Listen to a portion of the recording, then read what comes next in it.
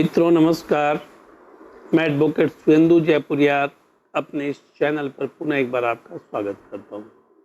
मित्रों, जैसा कि आप लोगों को पता है कि मैं लगातार ही एविडेंस एक्ट पर वीडियो को अपलोड कर रहा हूं।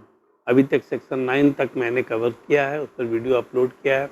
आज मैं section 10 of the evidence act पर वीडियो अपलोड करने जा रहा हूँ। यह क्रिमिनल कॉन्स्पिरेसी और क्रिमिनल कॉन्स्पिरेटर से संबंधित है, ठीक है ना।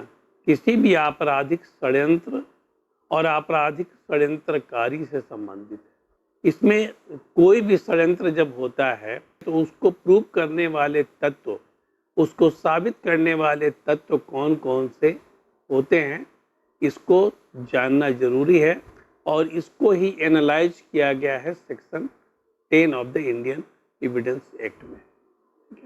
अब यहाँ पर सबसे प्रमुख क्या है, सेक्शन 10 में जो कहा गया है कि यदि कोई षड्यंत्रकारी, ठीक है ना, कोई भी षड्यंत्रकारी कोई भी बात कहता है उस षड्यंत्र से संबंधित, या फिर कोई डायरी वगैरह वह लिखता है उस षड्यंत्र से संबंधित, जो कि वह षड्यंत्र जो कि कॉमन इंटेंशन है सभी लोगों का, उस षड्यंत्र से संबंधित जो है, तो वह जो है वह एविडेंस बन जाता है। तब ऐसी स्थिति में उससे संबंधित जितने भी लोग हैं वह उस षड्यंत्र के भागीदार बन जाते हैं और उन्हें वही सजा मिलती है जो मुख्य षड्यंत्रकारी को मिलती है। सेक्शन 10 यह कहता है, मतलब कि जैसे षड्यंत्र की मैं बात करता हूँ, कोई भी षड्यंत्र जब है तो षड्यंत्र में सबसे कॉमन चीज क्या होती है? आपराधिक षड्यंत्र जो है तो उसमें कोई भी सबसे कॉमन चीज क्या होती है? वह होती है कॉमन इंटेंशन, कि सभी लोगों का उसमें इंटेंशन एक होता है, ठीक है ना, इंटेंशन एक होता है और तभी जो है वह किसी कॉमन ऑब्जेक्ट को अचीव कर पाएंगे, ठीक है ना, तभी वह ऑब्जेक्ट को अचीव कर पाएंगे। उसमें कोई एक व्यक्ति लीडर होता है जो कि कोऑर्डिनेट करता है। हो सकता है कि सारे लोग जो कि उस षड्यंत्र में शामिल हैं वो एक दूसरे को नहीं जानते हों, लेकिन यदि उनका नाम कहीं पर टेलीफोन के कम्युनिकेशन में, कहीं पर ईमेल के कम्युनिकेशन में, या फिर कहीं डायरी में नोट किया हुआ कहीं चला आता है उस षड्यंत्र से संबंधित जो है उससे, तब ऐसी स्थिति में उन सभी लोगों को षड्यंत्रकारी माना जाता है और इसमें यह साक्ष्य के रूप में कोर्ट में प्रस्तुत किया जा सकता है और किया जाता है, और यह इम्पोर्टेंट साक्ष्य है और इस इम्पोर्टेंट साक्ष्य के आधार पर किसी भी केस को प्रूव किया जा सकता है। मैं आपको एक एग्जाम्पल देता हूँ। आप लोगों को नाम पता होगा, वह है मोहम्मद अजमल अमीर कसाब। मोहम्मद अजमल अमीर कसाब का केस 2012 में इस पर निर्णय आया। यह मोहम्मद अजमल जो अमीर कसाब था, यह कौन था? यह पाकिस्तानी सिटीजन था जो कि 26/11 का जो अटैक हुआ मुंबई में ताज होटल पर, मुंबई में ट्राइडेंट होटल पर, पूरे मुंबई में रेलवे स्टेशन पर, इन सभी जगहों पर जो अटैक हुआ उसमें यह शामिल था। उसमें यही एक व्यक्ति था जो जिंदा षड्यंत्रकारी था जो पकड़ा गया। बाकी सारे लोग जो षड्यंत्रकारी थे वह मार दिए गए। और इसके पास से जो डायरी मिली, इसके पास से जो इलेक्ट्रॉनिक डिवाइसेस मिले, जो टेलीफोन मिला, उन सारी चीज़ों के आधार पर चीज़ों का उद्भेदन किया गया। तब उसमें यह पता चला कि इसमें कौन कौन से लोग शामिल थे। मैं आपको यहाँ पर बतला दूँ कि मोहम्मद अजमल आमिर कसाब जो था वह हो सकता है कि अपने आकाओं को जो मेन षड्यंत्रकारी थे उन्हें नहीं जानता हो, लेकिन उन सारे टेलीफोनिक जो कन्वर्सेशन थे और जो टेलीफोन उसके पास से बरामद किया गया, उनसे जो सारे मैसेज को इंटरसेप्ट किया गया, जो कम्युनिकेशन को इंटरसेप्ट किया गया, जो डायरी में नाम नोट थे उसको ढूंढा गया, तो उसके आधार पर पता चला कि यह मेन षड्यंत्रकारी जो था वह पाकिस्तान में बैठा हुआ था और उसने ही लोगों को यहाँ भेजा था, उसने कोऑर्डिनेट किया था। तो उसमें बहुत सारे नाम जो आए जो कि भारत में थे भी नहीं, चूंकि यहाँ पर एक षड्यंत्रकारी जो था पकड़ा गया था और उसके पास से जो दस्तावेज मिले, जो इलेक्ट्रॉनिक डिवाइसेस मिले, उसके आधार पर उन लोगों का नाम पता चला और उन लोगों के ऊपर भी वही सेम सेक्शन लगाए गए जो आमिर कसाब के ऊपर लगाए गए थे, जो कसाब के ऊपर लगाए गए थे। तो इसका मतलब क्या हुआ कि यदि कोई व्यक्ति जो षड्यंत्रकारी है या षड्यंत्र में शामिल है, कोई व्यक्ति जो षड्यंत्रकारी है और फिर षड्यंत्र में या फिर षड्यंत्र में शामिल है, कोई उसका मेंबर है और उसके पास से कोई चीज हमें नजर आती है, हमें मिलती है, रिकवरी होती है, उससे यदि पता चलता है कि इसमें कौन कौन से लोग इन्वॉल्व थे, भले ही उनका एक्टिव पार्टिसिपेशन हो या एक्टिव पार्टिसिपेशन नहीं हो, वे सारे लोग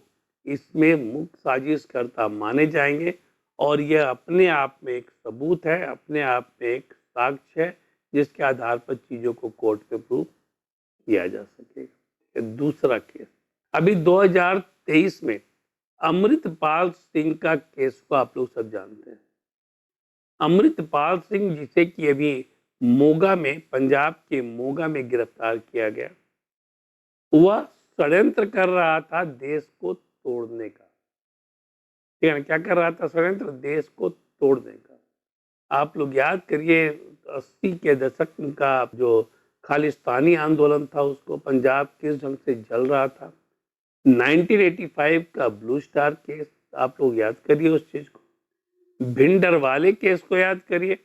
भिंडरवाले जो इन लोगों का लीडर था, वह सारे लोगों को कोऑर्डिनेट कर रहा था और मुख्य साजिश करता हुआ इंडिया में था। ऐसे मुख्य साजिश करता जो लोग थे वे सारे लोग कनाडा में या फिर बाहर बैठे हुए थे, पाकिस्तान में बैठे हुए थे। अब यहाँ पर अमृतपाल सिंह जो कि जनरल सिंह भिंडरवाले का ही शिष्य था, उसको ही वह फॉलो करता रहा है, उसने देश को तोड़ने का प्लान किया। अलग खालिस्तान राज्य की मांग के लिए उसने षड्यंत्र स्टार्ट कर दिया और उसने इसमें बहुत सारे लोगों को कोऑर्डिनेट किया। आपको पता होगा कि उसकी रिकवरी में कैनेडियन बंदूक मिले, चाइनीज बंदूक मिले, पाकिस्तान से आया हुआ बहुत सारा सामान मिला, बहुत सारे हथियार मिले और डायरी भी मिली जिसमें उसके पूरे प्लान की चर्चा थी और उसमें जो है उस लोगों का नाम भी था। तो जब तक अमृतपाल सिंह फरार था तब तक इन सारे लोगों को जिनका नाम था उन्हें गिरफ्तार किया गया और बाद में अमृतपाल सिंह को भी मोगा में, जो कि भिंडरवाले का भी गांव है, वहां से जाकर उसे गिरफ्तार किया गया। ठीक है, तो यहाँ पर जो डायरी मिली, जो टेलीफोनिक कन्वर्सेशन से पता चला, उसके आधार पर इन सारे लोगों को एक्यूज बनाया गया और देशद्रोह का मुकदमा उनके ऊपर चलाया जा रहा है। देशद्रोह का मुकदमा उनके ऊपर चलाया जा रहा है। ऐसे ही बहुत सारे केस हैं जो कि देश और देश से बाहर षड्यंत्रकारी बैठे हुए। जैसे सपोज करिए, मैं आपको एक एग्जाम्पल देता हूँ। कोई व्यक्ति ABCDEFGH लोग व्यक्ति हैं और वे लोग कोई एक दूसरे को नहीं जानते। ए ने प्लान किया कि सरकार के खिलाफ विद्रोह करना है, ठीक है ना, देशद्रोह करना है। उसने प्लान किया और प्लान अभी उसने किया, कंसीव किया एक आइडिया। उसके लिए उसने लोगों से संपर्क स्थापित किया, उनसे उस सेम जो टेम्परामेंट के लोग थे, जो उसी माइंडसेट के लोग थे, उसने उसे बताया कि वह इस काम को करना चाहता है। तब वे लोग एग्री किए, मतलब कि वो कॉमन इंटेंशन था देश के खिलाफ विद्रोह, देश को तोड़ना, उसमें उन्होंने अपनी सहमति दी, शामिल हुए। तो कॉमन इंटेंशन यहाँ चला आया। अब उसने जो ए है उसने BCD को तो शामिल कर लिया क्योंकि उनका सेम माइंड सेट था, उसी मेंटल सेट के तहत वह काम कर रहे थे। अब उसने ई को, जो कि कलकत्ता में बैठा हुआ था, उससे धन उपार्जन के लिए कहा, बोला कि वहां से आप चंदा करिए कि जो सेम बेंट ऑफ माइंड के लोग हैं, जो इसी ढंग की बात सोचते हैं, उनसे आप चंदा वसूली कीजिए जो कि देशद्रोह के काम में लगाया जाएगा, उससे हथियार खरीदे जाएंगे। अब वह व्यक्ति वहां से उसने पैसा का कलेक्शन किया और उसे ए के पास भेज दिया। ए ने पैसे के आधार पर उसने संपर्क किया, जो कि बैठा हुआ था कोई व्यक्ति पाकिस्तान में, और वह व्यक्ति था एफ। उससे उसने वहां से हथियार मंगवाया, उस पैसे के बल पर उसने हथियार मंगवाया। तो यहाँ पर अब एफ भी शामिल हो गया। इसके बाद जी था, जी से उसने संपर्क किया कि तुम इससे संबंधित लिटरेचर को वह तैयार करो, उसको प्रिंट करो और प्रिंट कर कर लोगों के बीच में सर्कुलेट करो, जिससे कि जनमानस सरकार के खिलाफ हो सके। अब यहाँ पर ए ही सभी लोगों को जान रहा है, बी सी डी तो नहीं जान रहे हैं किसी को, वो तो सारे इंस्ट्रक्शन को फॉलो कर रहे हैं। ई जो है वह एफ को नहीं जान रहा है, एफ जो है वह जी को नहीं जान रहा है, और जी जो है वह एच को नहीं जान रहा है। लेकिन इन सभी को यह बात पता है कि होने वाला क्या है, और इन सारे चीजों को ये अपने डायरी में मेंशन भी करता रहता था। सभी का नाम, सभी की रिस्पॉन्सिबिलिटी, सभी के कामों को वो मेंशन भी करता रहता था। उसको जिसका डिस्क्रिप्शन उसके पास रहता था, जिससे कि वह याद रख सके। तो जब यह ए षड्यंत्रकारी पकड़ा गया और जब उसकी डायरी पकड़ी गई, तो यह सारी बातों का खुलासा हुआ और सारे लोगों को एक एक कर जाकर वहां पर पकड़ लिया गया। ठीक है, तो यहाँ पर षड्यंत्र का कॉमन इंटेंशन जो था, उसमें सारे लोग जो शामिल थे, उन सारे लोगों को यहाँ पर साजिश करता ही माना गया, दो वे लोग एक दूसरे को नहीं जानते थे। अब मैं आता हूं, अभी 2023 में पीएफआई पर बैन लगा दिया बीजेपी की सरकार ने, केंद्र सरकार ने, पॉपुलर फ्रंट ऑफ इंडिया पर। और पॉपुलर फ्रंट ऑफ इंडिया में केरल में जो ऑफिस था, वहां पर लोगों को पकड़ा गया। कर्नाटक में जो ऑफिस था, वहां लोगों को पकड़ा गया, और उनसे जो लिटरेचर मिला, जो डायरी मिली, उसमें बहुत सारे लोगों का नाम था। उनका कॉमन इंटेंशन था क्या? गजवाए हिंद को स्थापित करना। ठीक है ना। यहाँ पर क्या था, यहाँ पर उनको मुस्लिम राज्य की स्थापना 2050 तक करनी थी। यहाँ पर कॉमन इंटेंशन यह था उनका। ठीक है, तो उस कॉमन इंटेंशन में उसने गया में लोगों को जोड़ा, पटना में लोगों को जोड़ा, ठीक है ना, बहुत सारे जगहों पर पूरे देश में लोगों को जोड़ा। लेकिन ये सारे लोग एक दूसरे को नहीं जान रहे थे, सिर्फ इनको कॉमन इंटेंशन पता था, और सभी की अपनी अपनी रिस्पॉन्सिबिलिटी दी हुई थी। लेकिन जो डायरी वहां पर पकड़ाया, जो लिटरेचर वहां पर पकड़ाए, वहां से इन सारे लोगों के बारे में सरकार को पता चला, और सरकार ने नेशनल इन्वेस्टिगेटिंग एजेंसी को उनके पीछे लगा दिया, और सारे लोग, 200 से ज्यादा लोग पकड़ में आ गए। यहाँ पर ये सारे लोग जो एक दूसरे को जानते नहीं थे। अब ये क्वेश्चन आता है, जब एक दूसरे को जानते नहीं है तो षड्यंत्र के पार्ट कैसे हो सकते हैं? ठीक है, लेकिन सेक्शन 10 यहाँ कहता है कि यदि कोई व्यक्ति किसी से बात कर रहा है और बात के दौरान वह यह कह रहा है कि उन लोगों का इंटेंशन क्या है, उसमें कौन कौन लोग शामिल है, तो उसको साक्ष्य के रूप में लिया जाएगा।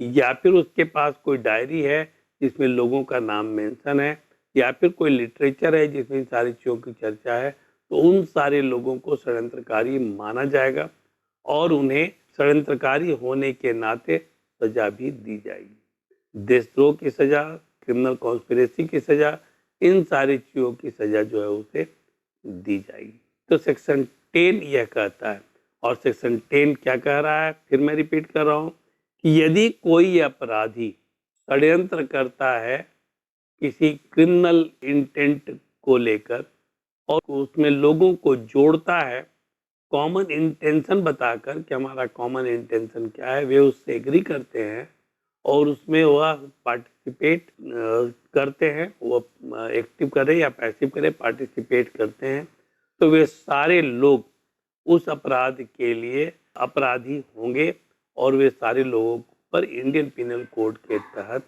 मुकदमा चलाया जाएगा। तो मित्रों, मैं उम्मीद करता हूं कि सेक्शन 10 से जिसकी चर्चा मैंने अभी की, वो आप लोगों को बहुत अच्छी तरह से समझ में आ गया होगा।